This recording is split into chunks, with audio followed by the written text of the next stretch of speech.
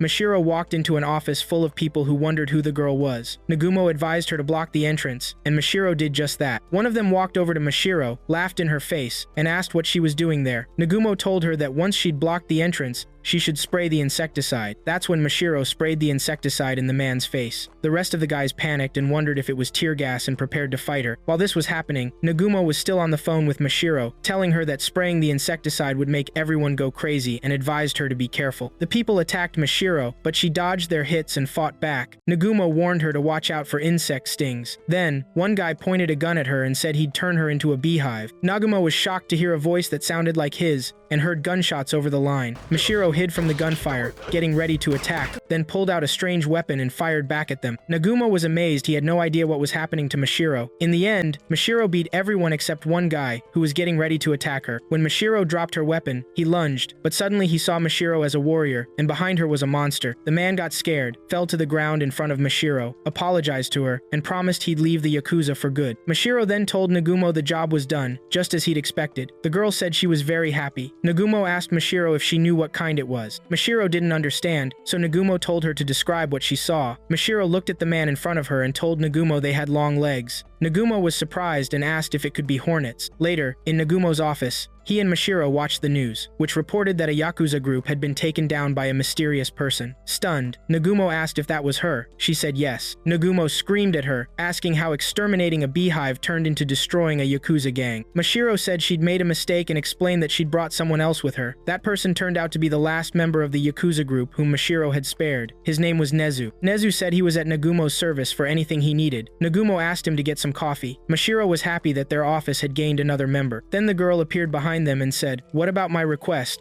Nagumo and Mashiro are sitting watching a program on TV. Suddenly, they see something that scares them, and they start screaming. Mashiro goes to get salt to purify the place from evil spirits. Nagumo advises her not to watch such programs. In the meantime, Mashiro jumps up and throws the entire bag of salt, as is, at the TV screen, breaking it. Nagumo says, "You would have been better off throwing the salt without the bag." Mashiro is afraid of dark places and ghosts. She asks Nagumo if these things bother him. Nagumo answers no. Mashiro is surprised by his response and says, "How is that?" Nagumo explains to her that there is no such thing as ghosts. Mashiro asks him if he can walk alone at night in cemeteries. He says to her, "No problem," and continues that ghosts and Santa Claus share the same roots, because they are the product of children's imaginations. He continues that Santa, ghosts, and imaginary childhood friends are all illusions. Mashiro thinks that if Nagumo dies, he will turn into a spiteful trapped spirit. At that moment, they hear the doorbell. Mashiro opens the door to see Hayashi Ida, who says to Mashiro that she really works at a detective agency. Mashiro is surprised. Nagumo understands that Hayashi Ida is Mashiro's classmate. Mashiro explains that she hasn't seen him in a while. Hayashi Ida replies yes, because she doesn't come to class often. Mashiro smiles and explains that she is keeping up with her attendance. Mashiro gets flustered and asks Hayashi Ida what his horoscope is for today. Nagumo is surprised and says to himself that they aren't close friends. Hayashi Ida explains that he came to ask for a favor. Mashiro says to him, "You're the one asking for the favor?" Hayashi Ida looks at them and explains that there is a ghost that keeps appearing around his house. Mashiro stutters here and gets scared. Hayashi Ida continues that every night at midnight, he feels something outside. So, he bought a security camera to monitor this thing, and he saw static on the camera, and suddenly a ghost of a girl appeared. He continues that he went outside to make sure of what he saw, but the camera showed static again, and the thing he saw disappeared. Nagumo explains that this could be a silly prank or a stalker, and continues his speech by stating that there could be many explanations for this, so he and Mashiro will investigate it. He looks at Mashiro, who is trembling with fear, and imagines her as a crazy rural priestess. Suddenly, Mashiro replies and says that she cannot do this task. Here, Nagumo asks her, "Does a detective choose her clients based on her mood?"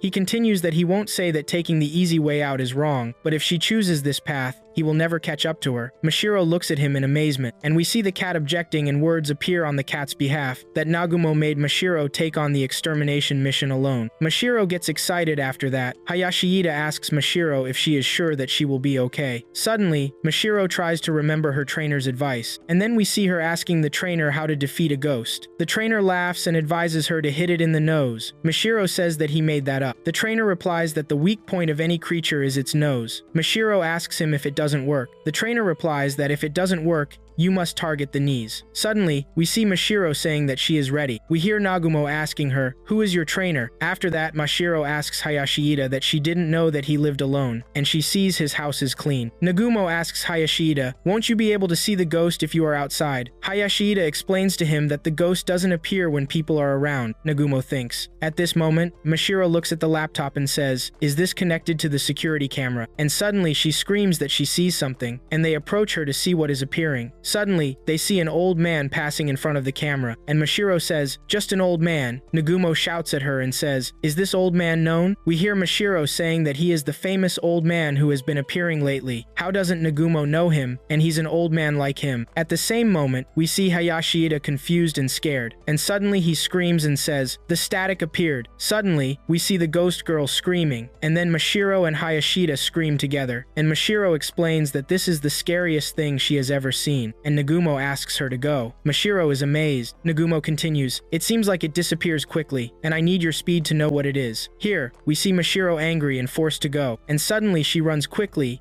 and goes out of the house door while saying to Nagumo that he shouldn't invite her to a barbecue later. In the meantime, Hayashi Ida says that the static came back again, and Nagumo and Hayashi Ida look at the security camera, and they see that the ghost disappeared, and Mashiro appears, and the old man passes by her and gives her food, and we hear Hayashi Ida saying that she is eating the food, and Nagumo says that she shouldn't accept food from people like this old man. The next day, we see Mashiro preparing herself and saying that today is the day she will catch the ghost, and the ghost appears on the surveillance screen, and Nagumo asks her to go chase it, and Mashiro goes quickly, and we see Mashiro outside outside screaming that the ghost disappeared. On the 5th day, we see Nagumo saying that it's there, and we see Mashiro running and jumping to catch the ghost. But the ghost also disappears, and Mashiro is disappointed. On the 7th day, Nagumo and Hayashida are sitting in front of the surveillance screen, and they watch Mashiro, who is vowing to the ghost that she will break its legs so that it can't run when she catches it. We see Nagumo explaining that Mashiro is getting faster every time, but it disappears before she reaches it, and that it never appears if they hide and wait for it. Hayashida replies to him and says that they are kind of stuck. Nagumo looks at him and says to him, "You seem very satisfied, considering everything." Hayashida gets flustered here and denies it. Nagumo warns him that the static appeared. Suddenly, Nagumo calls Mashiro and asks her to go this time through the window. Hayashida gets flustered, and Mashiro jumps through the glass window and explains that the ghost doesn't expect this time that she will take a shortcut. Hayashida is surprised. Nagumo notices that Mashiro is supposed to appear in front of the camera, but he only sees the ghost, and looks at Hayashida and asks him, "What is this?" Hayashida answers that he has no idea. Nagumo explains that Hayashida is that ghost. Hayashida is surprised here and says to him, "I'm here?" Nagumo explains that Hayashida wore the ghost's clothes before, and recorded these scenes, and was replaying the original image before Mashiro arrived, so that they wouldn't discover that it was a recording. Hayashida is agitated and says to him, "Where is your proof?" Nagumo asks him not to get upset, and explains to him that the moment they look at the camera, he was controlling the remote control in his pocket, and this is enough evidence. Hayashida asks him when he discovered his trick. Nagumo answers from the first time. The moment the ghost disappeared, the old man's light was visible. Hayashida asks him why he pretended not to know. Nagumo explains that he wanted to know the reason and discovered it in the previous days. And the reason is that he is impressed with Mashiro, and noticed his enjoyment of spending time with her, and from his facial expressions, ghosts were the last thing on his mind. So he created this story to have a reason to see her, and asked him if he was right. Hayashida says no. Nagumo continues that Nagumo did it before, that he borrowed an MD player from a girl, and then told her that he lost it, so that she would go with him to his room and look for it. But he discovers after that she also stole it, and he was shocked. Hayashida collapses here, and admits that Nagumo is right, and that he actually created this story for Mashiro's sake, and begs him to forgive him while crying. Nagumo asks him if he knows Sherlock Holmes. Hayashida answers yes. Nagumo continues that in one of the books, and he was thinking, and said that he doesn't remember what came in one of the books. Nagumo continues that Hayashida should stop stalling, and tell Mashiro about his feelings for her, and that he can pay his fees when he can. At this moment, Mashiro enters on them, and Nagumo explains to her that Hayashida wants to tell her something. But they are surprised that Mashiro has caught a real ghost, and Nagumo and Hayashida panic,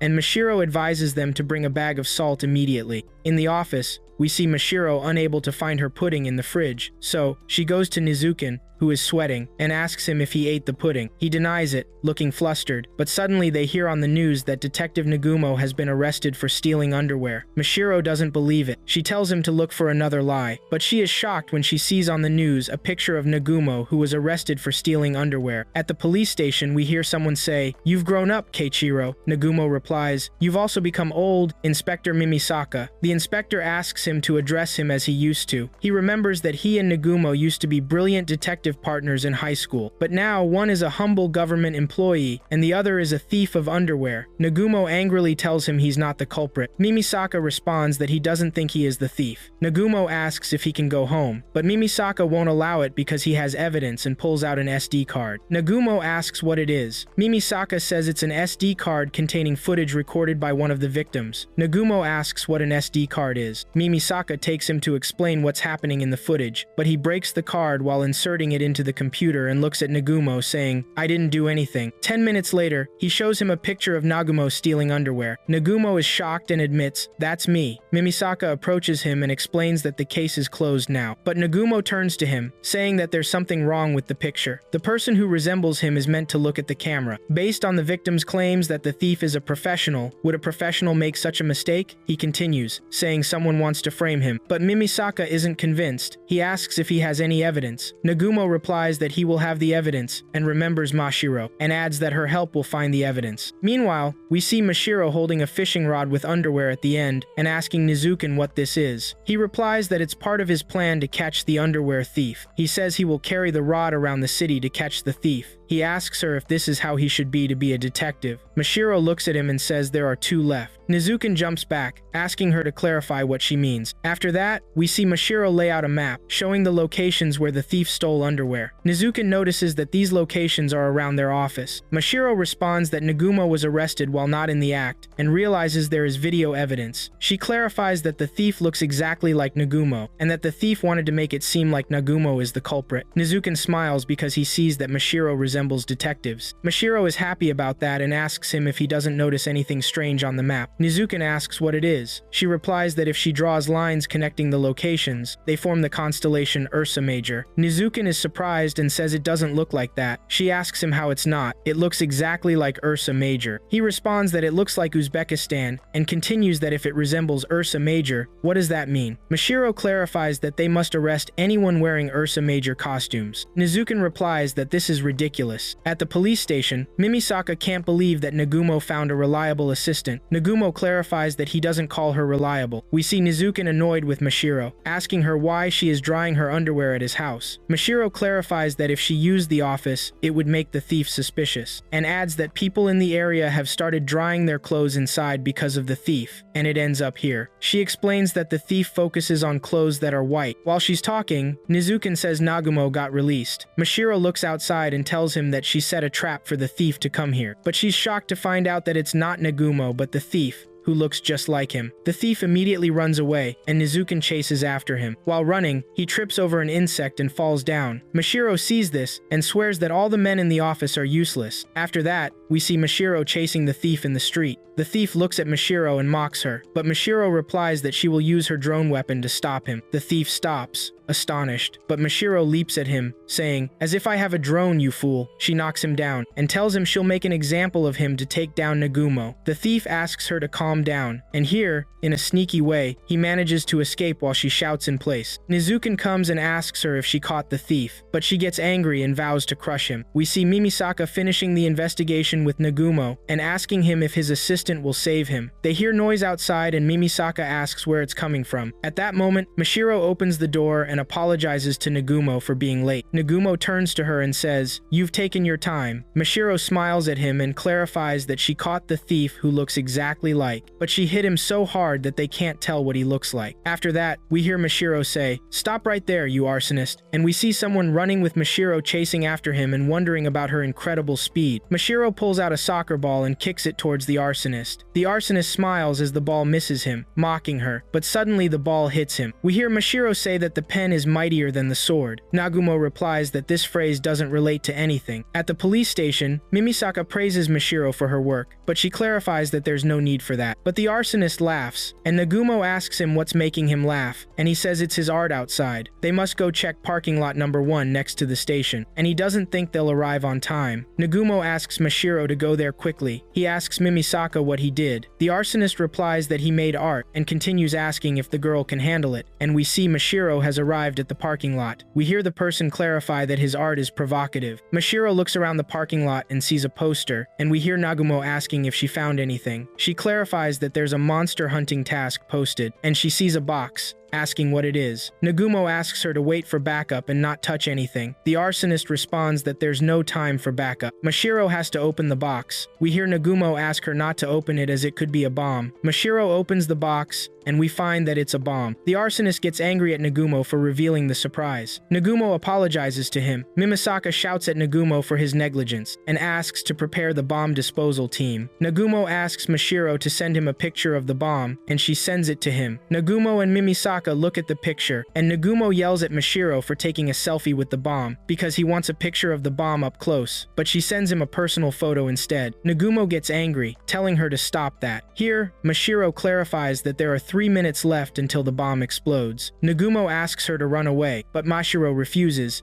saying if the bomb explodes, it will destroy the building. She continues that she will disarm it. Nagumo panics and tells her to stay away from it. Meanwhile, the arsonist laughs at them, but Nagumo grabs him and asks him to tell him how to stop the bomb. Mimisaka explains to Nagumo that he didn't tell him anything, and indeed the arsonist says that there's no way to disarm the bomb. Nagumo leaves him to fall and asks Mashiro about her plan. Mashiro explains that she saw how heroes disarm bombs in movies, and that if she can get through this, she will make a breakthrough, and if she fails, she she will make more than a breakthrough. Nagumo worries about what she said. She takes the bomb, mentioning a blue wire and a red wire, and that success always lies in cutting the red wire. After that, they hear the sound of an explosion, but Mashiro reassures them, saying it's her because she got scared. She asks what she should do now, because there's a tangle of wires. Nagumo urges her to run quickly, but she refuses, suggesting that she will take it to a remote place with no people. Mimisaka tells Nagumo that the bomb squad won't arrive in time. Mashiro runs while holding the bomb, and Mimisaka talks to her in the meantime. He tells her that there's an abandoned baseball field in the north, and continues that she should place the bomb inside the field. Mashiro runs, and only 1 minute is left, and she hasn't been able to place the bomb inside the field, so she has to kick it into the field. And indeed, she does that. But we see Nezukin inside the field doing his hobby of taking pictures. He looks through the camera and sees the bomb in front of him. The bomb explodes and blows up the field. We hear Mashiro asking if he can tell her how to get to the station, and Nagumo replies that this sentence doesn't relate to anything.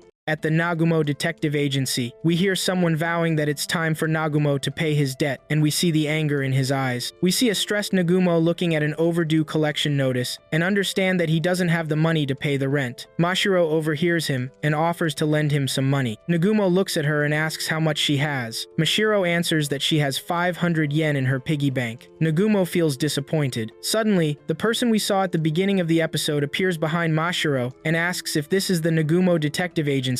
Nagumo is startled by him. Mashiro yells at him, accusing him of being a thief, but the person denies being a thief. Mashiro then asks him how he got in when the door was locked. The person replies that he has his own special skills for opening doors. Mashiro is now certain he's a thief. The two argue. During this, Nagumo feels like his heart was about to stop because of this person. The person apologizes and says his name is Asunaro, a high school detective. He explains that when he sees a mystery or a case, his nature immediately compels him to investigate it. Mashiro angrily points out that opening doors and locks isn't a puzzle for him to solve. At this moment, Nagumo is surprised and asks Asunaro if he's really the great detective Asunaro, whom he sees often on TV. He adds that he's the best young detective in the spotlight right now. Asunaro replies that he has never reached Nagumo's level. Nagumo asks him what brought him here. Nagumo notices that Asunaro is spacing out. It becomes clear to us that he's thinking that 10 minutes have passed since he entered, and he hasn't been offered coffee. He wonders, what does this mean? Meanwhile, we hear Nagumo ask, where are our hospitality manners? Mashiro serves him coffee. We notice Asunaro thinking that most hosts serve coffee with milk and sugar on the side. He was served black coffee,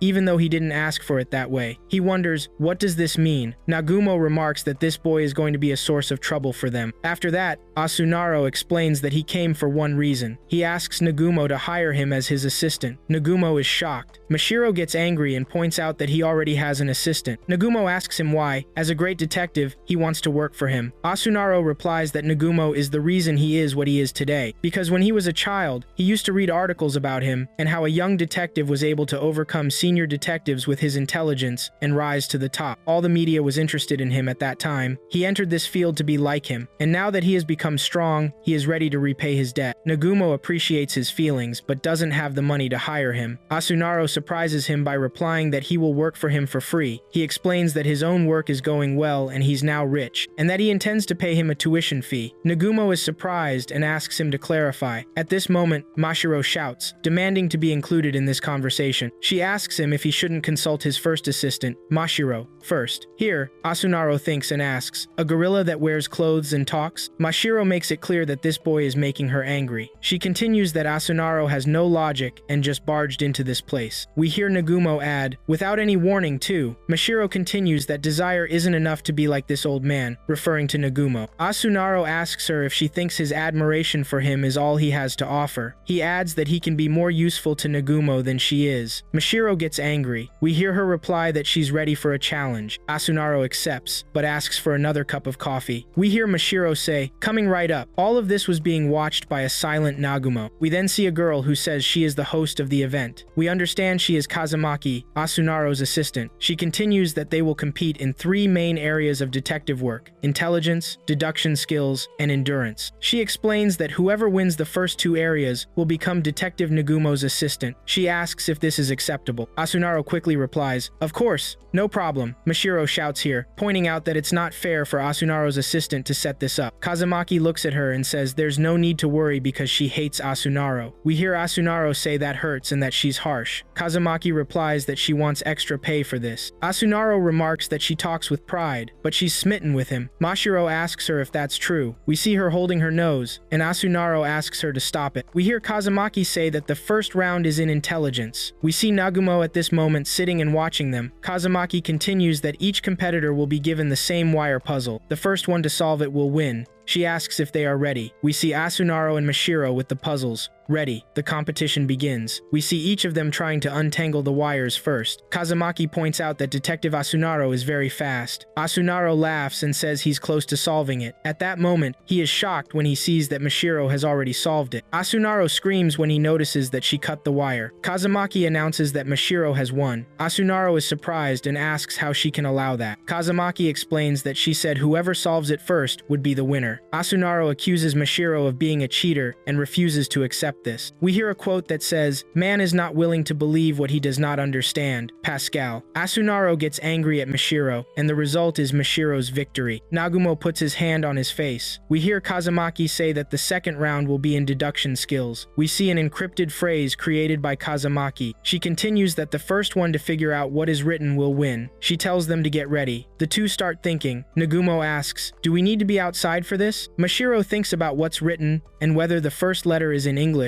or if they are drawings. At this moment, Asunaro declares that this is extremely easy. Mashiro is astonished. Asunaro continues that what's written is the word P. Kazumaki apologizes and declares Asunaro the winner. Mashiro gets angry and points out that it was too fast. She accuses Asunaro of knowing the answer beforehand. We hear a quote that says, "Geniuses are those who have studied 3, 4, or 5 times more than anyone else." Noguchi, and the result is now a tie. Asunaro asks Mashiro if she even knows the word pie. Mashiro gets very angry and accuses him of trying to start a fight with her. Kazumaki interrupts them, saying the final round is in endurance. She shows them a drawing. Kazumaki explains that it's called a stamp rally race. She explains that she has placed stamps in 3 locations around the park. The first one to return here will win. Asunaro provokes Mashiro by saying he'll help her find her next job. Mashiro gets angry. Kazumaki asks them if they are ready. She pulls out a starting pistol and fires it, but they collide with each other like sumo wrestlers. Kazumaki clarifies that if they don't take this seriously, she will leave. Then we see them running side by side, and Asunaro says to Mashiro, "How dare you collide with me like a sumo wrestler, you cowardly muscle girl." Mashiro retorts that he's the coward. Meanwhile, Kazumaki turns to Nagumo and expresses her sympathy that he's forced to put up with this nonsense. Nagumo tells her not to worry about it. Kazumaki says that Asunaro greatly admires him, and that all he talks about is him. Nagumo replies that Asunaro has strange taste. Kazumaki explains that Asunaro wants Nagumo to regain his former glory, and that his desire for that is what brought him this far. Meanwhile, Asunaro and Mashiro approach the first stamp location. Nagumo asks, "Is my sparkle dull now?" Kazumaki quickly apologizes here, but Nagumo was just joking with her. He adds that Asunaro reminds him of himself when he was young, and bets that he is enjoying this stage. Meanwhile, we see Asunaro and Mashiro approaching the third stamp location. Nagumo continues that Asunaro has no doubt that he can keep going like this, and that he is different from him because he has support. Because when he was his age, there was no one to support him except his partner, who would push him forward or hold him back when needed. He adds that he envies him, because talking to a partner of the same age as you seems easier. Kazumaki is surprised and repeats, "Of the same age." She adds that she still deserves to stick around for a while. Nagumo asks her if she said something. Kazumaki answers no. She asks Nagumo if Mashiro is his support now. Nagumo replies that he's not sure. Kazumaki smiles and says that they're a good pair. She asks him that if Asunaro wins, not to fire Mashiro. Nagumo looks at her and explains that no one can beat Mashiro in endurance. Kazumaki looks on and says that anything she would say to praise Asunaro, she regrets. We see that Asunaro is ahead of Mashiro, and he taunts her that she's about to lose the race. Mashiro feels her body getting heavy, and if she loses, she won't be able to stay with Nagumo. We see her throwing away everything that's weighing her down. Asunaro is surprised by the amount of stuff Mashiro was carrying. Kazumaki is also surprised. Nagumo explains that it's her storage technique. Mashiro has finally gotten rid of everything weighing her down, and suddenly she takes off at immense speed.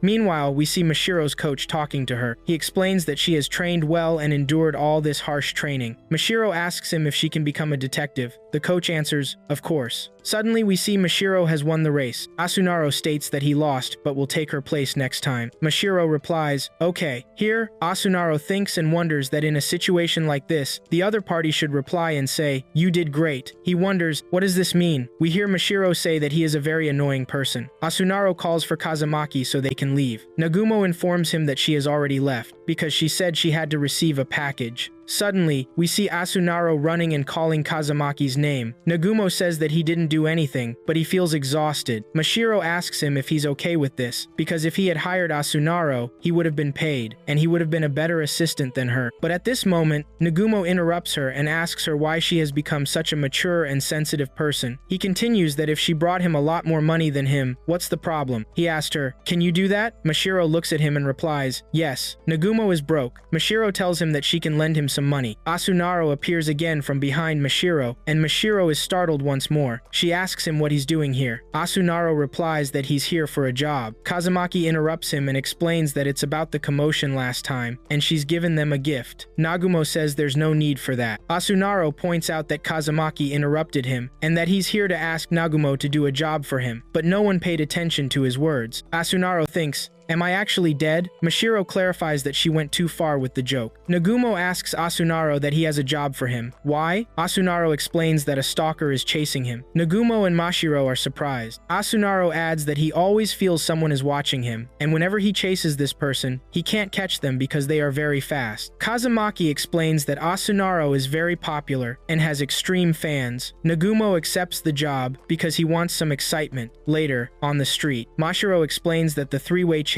is fun. Nagumo replies that it's not a game. Kazamaki notices Asunaro stopping. Nagumo notices Asunaro staring at a person wearing glasses, who he thinks is the stalker. Asunaro ponders that this person doesn't seem to train, yet they're wearing running headphones. What does this mean? Nagumo explains that this is a rude first impression. Kazamaki retorts that Asunaro thinks he should ask questions all the time, and Mashiro notices him stopping again. We see Asunaro thinking that a woman is filling her car with cat supplies, even though her husband has a dog's face. Nagumo wonders if he has to do this all the time. Mashiro states she can't live with him, and suddenly, we see a group of fangirls standing around Asunaro. Nagumo asks Mashiro if she noticed something. Mashiro asks him what it is. Nagumo replies that he noticed someone following him all the time, and we see a person wearing a mask, and Mashiro says he's suspicious. Nagumo clarifies that he is indeed suspicious, but not that person, but rather a second masked person. Mashiro responds that he is indeed a strange person. Nagumo asks Asunaro to calmly go to the place he will direct him to, and we see Asunaro walking with this person behind him. Suddenly, Asunaro confronts him and surprises him, calling him a fool and saying he's trapped, and asks him why he's following him. This person explains that he didn't mean to. Asunaro explains that the worst stalkers don't realize they're doing it. The person replies that he's not doing it and runs away. Asunaro smiles and says, didn't I tell you you're trapped? And Nagumo suddenly appears in front of him. Nagumo asks him, are you saying you're tougher than a bear? And explains that this was a long time ago, and adds that he previously asked him to get rid of a destructive bear. The stalker looks at him and runs away. Nagumo suddenly twists his joint in a strange way and falls to the ground, and yells at Mashiro to catch him, and Mashiro appears in front of the stalker in a strange way, and the stalker tricks her, making her look in the other direction towards a famous person Mashiro admires, and escapes from her. Nagumo wonders how this stalker knows the famous person Mashiro admires. He calls out to Kazamaki to chase him, and suddenly,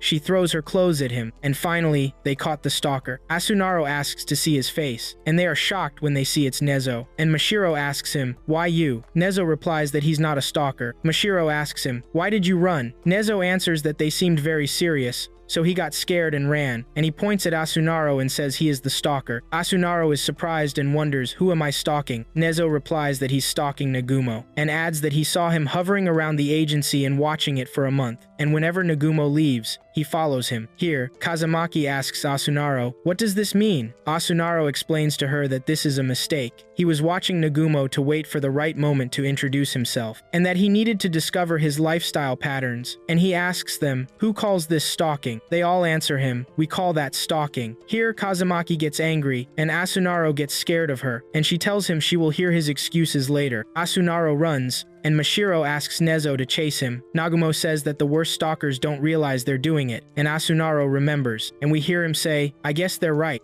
The events begin with Nagumo sitting in his office, contemplating an invitation he received from a wealthy man to attend a dinner party. It turns out the party is being held in an old villa in a remote location. He feels anxious and wonders why, perhaps because he's a detective and senses an unfounded premonition. Suddenly, Mashiro appears, delighted about going out with Nagumo and unable to wait. Nagumo drifts off, thinking he's facing a case. During this, Mashiro asks if she should bring her toothbrush and asks about his. Nagumo thinks again, but Mashiro interrupts his thoughts when he hears her say she'll take shampoo. She asks if he's ready to go. Nagumo gets angry and asks if she means to do this on purpose. After that, we see Nagumo dressed in a suit. Mashiro appears and asks him how exciting this is. Nagumo asks her why. Mashiro replies that it's rare to see situations like this. Nagumo looks at her. Mashiro explains that in an old mansion in a remote, isolated place connected by a rope bridge, she wouldn't be surprised to find a corpse inside. Nagumo clarifies that Mashiro's imagination is wild and assures her it's just a dinner party. He adds that it's just entertainment from a rich man. They arrive at the mansion. It turns out to be the villa of the wealthy Kuroi Yasu, formerly the old Nagasaki house, also known as the Mansion of Screams. Nagumo explains that a mass massacre occurred there a long time ago, and rumors say they still hear the screams of those who were killed inside, even today. Mashiro is astonished. Meanwhile, a man wearing a mask appears before them, welcoming them. He turns out to be from the mansion staff, named Watanabe. He tells them the dinner party has already begun and asks them to enter. Watanabe wishes them a wonderful evening. Suddenly, Mashiro screams and swears he's the culprit. Nagumo replies that he understands what she means, but what did he do? Watanabe apologizes for being shy about showing his face and says he chose the mask design himself. He motions for them to enter, but Mashiro is surprised when she sees burn marks on his hand. She screams and accuses him of getting the burn during a struggle with the victim. Nagumo replies to her for the second time and asks, "Which victim?" He opens the door, and they enter. We see a group of people waiting for him, and one says, "The man of the hour has arrived." We learn that this man is Tahara, a photographer. We hear a lady explain that Kuroi gathers people from all walks of life for the dinner party every year. We learn that this lady is Shiraishi, a film director. We see a young man happy to see Nagumo, and we learn his name is Aoki, and he works in music. Another man explains that they must stay overnight because the road becomes dangerous at night. This man is Hiro, a comedian. Behind him was a silent man named Hasegawa, a martial arts professional. At this moment, Mashiro whispers to Nagumo and points out that the man wearing a hood looks suspicious, but she's sure he's innocent, and Nagumo agrees in surprise. Mashiro asks how long Mr. Kuroi has been hosting these parties. Watanabe replies that he's held it every year for the past 15 years, except for 3 years ago. Everyone is surprised. Nagumo asks what happened. Mashiro repeats the question. Watanabe explains he had the flu. Nagumo replies that it's a ridiculous reason. Meanwhile, Mr. Miyano, a magazine editor, enters and expresses his pleasure at meeting them. Beside him was Detective Asunaro. Mr. Tahara is surprised by his presence. Miyano asks him if he's upset just by seeing him. Watanabe explains that everyone has arrived. Miss Shiraishi speaks to Watanabe, angry that they were promised Miyano wasn't invited. Watanabe apologizes to her and explains he forgot to mention it. Miyano goes to her and asks her not to be so harsh with him. Shiraishi gets angry and angrily asks him not to mention her name. Mashiro explains that something happened between the two. Nagumo replies, yes. Asunaro appears behind them, and Aoki explains that they were married but separated because Miyano was violent with her, and they had custody battles for the children. Nagumo asks Mashiro why she's looking at him as if to say adults are disgusting. Shiraishi explains that she doesn't want to be near this man and asks to go to the bathroom. Mashiro explains that something big is happening today, and Nagumo replies that trouble is brewing. Mashiro asks why they don't go eat, and Nagumo accompanies her. Asunaro yells at them and asks how they dare ignore him. Nagumo explains he didn't see him, and Mashiro thought he was an Asunaro-shaped smudge on her contact lenses. Asunaro asks her, "Are you this bad at lying?" Asunaro continues and explains that this is his second time attending the dinner party. Mashiro confirms that Asunaro never misses an opportunity to talk about himself. She asks him if he expects an incident to happen here. Nagumo apologizes to him and explains that she's like this all night, but Asunaro explains that he feels something mysterious mysterious happening, pointing to the food. Mashiro quickly replies and asks if the food is poisoned. Asunaro thinks that he told them he couldn't stand tomatoes, and now they've put tomatoes as a main dish. We hear Mashiro ask him not to stand near her. Mashiro thinks and explains that with all these elements, it's impossible for nothing to happen, like a scream, for example. Suddenly, everyone hears a scream. It turns out to be from Shiraishi, from the second-floor bathroom. Mashiro asks Nagumo, "What do we do now?" But Nagumo asks her, "Did you hear anything?" Mashiro tells him to get a grip, but Nagumo explains he didn't hear a sound. Mashiro explains that this is the suffering of old people like him. They try to open the door to Shiraishi, but it's locked. Nagumo asks Watanabe if he has another key. He replies that it's in the basement storage, but there's no time, so Nagumo rushes to the door to break it, but he can't. Nagumo explains he hurt his shoulder. Mashiro laughs and tells him to move aside. We see Mashiro, with her fist, manages to break the door. We hear Watanabe explain that the lady must have seen a cockroach in the bathroom. Mashiro encourages herself not to panic if she sees a corpse. Nagumo comes from behind her and covers her eyes so she doesn't see this ugly part of the world, but they are surprised to find Miss Shiraishi sitting in the bathroom, startled by a cockroach. She explains it frightened her a lot. After that event, Watanabe continues to tell Mashiro what happened in the mansion 3 years ago. This house was previously owned by Nagasaki, a man who made his fortune from trade. One day, a man broke into the house and massacred the entire family with a cleaver. To ensure no one escaped, he cut the ropes of the bridge. But fortunately, the eldest daughter was visiting a friend that day and was the sole survivor. Suddenly, they hear a scream, and they see smoke rising towards the bridge from the window. Asunaro explains that if anything happens to the bridge, there will be no other way to get out of this place, and he also explains that they will all be trapped in this place. Mashiro asks Nagumo to go check on it, and Nagumo agrees. Asunaro tells Watanabe that he researched the massacre that happened to the family, and he was wrong about one detail. He explains to him that he said the killer cut the bridge, but in reality, he burned the ropes of the bridge to make it appear as if lightning burned the ropes, and he asks him what that means. Watanabe asks him in surprise, "Really?" During that, Nagumo explains that the bridge is fine, and Mashiro tells him that lightning must have struck the tree, but they need to check to make sure no spark flew onto the bridge. Mashiro shakes a support beam of the bridge, which she thinks is a bit loose, and suddenly the bridge collapses. To Nagumo and Mashiro's astonishment, we hear Nagumo telling everyone to calm down and listen to him. He tells them he has good news and bad news. First, the bad news is that the bridge broke because they all interrupt him and ask in horror, "What did he say? That means they can't leave. And how could lightning destroy the bridge?" Oki asks him, "What's the good news?" Nagumo tells him, but he can't find any good news to tell them. He asks them to stay together until the storm ends. Miyano tells them he feels like an accident is about to happen. And suddenly we see a clown named Ichiju telling them he's also worried. We hear Nagumo nervously asking him, "Who are you?" The clown tells him his nickname. Nagumo asks him how he got here. He tells him he arrived a long time ago. Nagumo gets agitated with him, saying he should have introduced himself from the beginning. Miyano approaches Nagumo and asks him, "Was it lightning that destroyed the bridge?" Nagumo and Mashiro are surprised when Miyano continues and tells them he's sure someone destroyed it. Nagumo replies with a yes. Miyano interrupts him and tells him he was sure, and adds that their situation is the same as the family's situation during the massacre, and that the killer wants to hear screams in the mansion again. Nagumo and Mashiro exclaim together, confirming that things took an unexpected turn. Miyano asks Nagumo if this was what he wanted to tell them. Nagumo gets nervous and doesn't know how to respond, and suddenly, he claps for him, and Mashiro is astonished. Nagumo continues talking to them, saying that the killer is trying to reenact the Nagasaki family massacre again. Oki asks him why the killer is doing that. Nagumo gets nervous and tells him his assistant will explain to them. Mashiro is surprised and asks him, "Who am I?" We see Mashiro introducing herself to them and telling them that the person who destroyed the bridge's goal is revenge. Nagumo is surprised by her. Tahara asks her, "Revenge for what?" Mashiro continues, "Revenge on someone related to the incident from 15 years ago." They ask her if she has an idea who it might be. Mashiro smiles and answers, "Yes." Nagumo is astonished. Mashiro tells him she can't control herself.